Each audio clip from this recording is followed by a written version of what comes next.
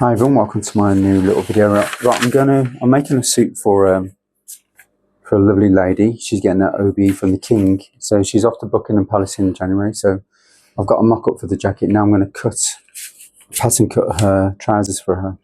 So there'll be a few little short tips along the way for you. I actually do courses in bespoke tailoring. So I just had a Netherlands student come all the way from the Netherlands to come on a intensive week-long trouser making course with me.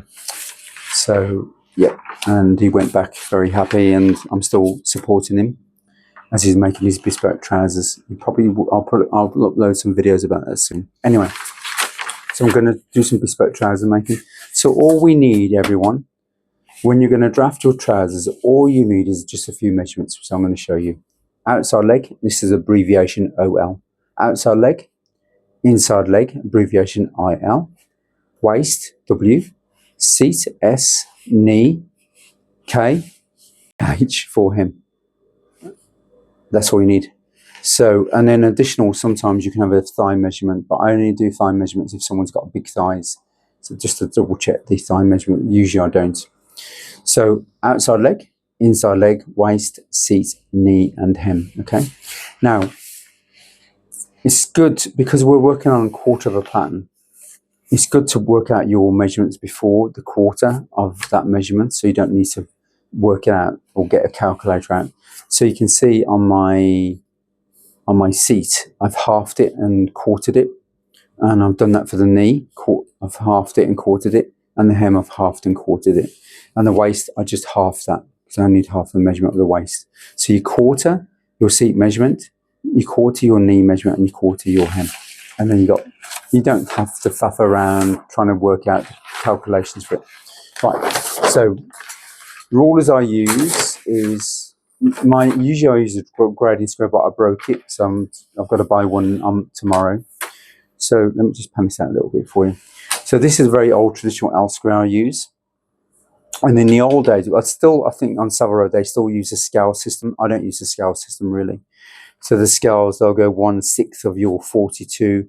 So like you've got a 42 seat, and the scale of that is usually half of the seat. So it's 20. So you've got a 40 seat, 20. So you go 1/6 of 20, you come to 20, and there's 20. And then from there, you just draw your line. And that's what you do. There's thirds, there's sixths, what else have we got? It's very old. I got this from my 91-year-old. He'd be 96 now. So this is very old. It could be 50, 60 years old. So we've got, we've got fourths, eighths, sixteenths.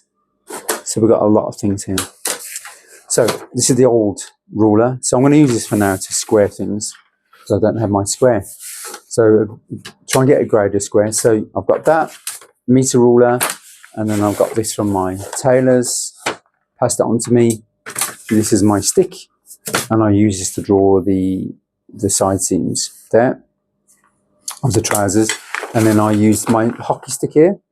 It resembles a hockey stick, quite a big thing. And I use that for my inside seams for my legs, the inside, when I'm doing the underside. And then I've got a smaller one here I just use to get a nice little curve as well sometimes. And that's all you need really. And then I've got my graphite. I'll just show you. It took a while. 1 second. So this is an old box I bought. I can't buy this graphite anymore. I cannot find it anywhere. I'm sure there is some company that maybe make them, but this is very old. This is probably about the 1960s, 70s. You can see this old box. Got graphite, pattern crayons. And the old pattern cutters, I'm sure there's still some around that still use this. This is called graphite. And I'll just sharpen it and we use it like a pencil. It's really good. You can get your curves. We don't use French curves, to be quite honest. I rarely use them. So we do freehand curves, and we use this graphite. That's what I use. So, and I only give this to my special students that travel all over the world to me. I'll just give them one piece as part of their course when they enroll on my courses. So these are very valuable. These are. You can't get them. So I just use graphite. You can use pencils. Some people use Sharpies, crayons. Some tailors will actually use chalk still, and I still use chalk. So you can get a nice curve with your chalk as well. So I use both crayons and, sorry, I use both tailor chalk and I use graphite. So I'm going to start this now. I don't want to bore you, I'll just give you little glimpses of what we do in the bespoke tailoring trade. Now there's many systems in trouser cutting. I've got my own unique system because I've learnt from a few tailors. So what I'd learned, I put on the hot pot, and I started to simmer away, I added the ingredients, and now I've got a beautiful hot pot of my own system of pattern cutting trousers. Pure bespoke, and they're a pretty good fit. So there's loads of systems for cutting trousers. I'm going to just show you my system here. So let me prepare now and we'll get cracking.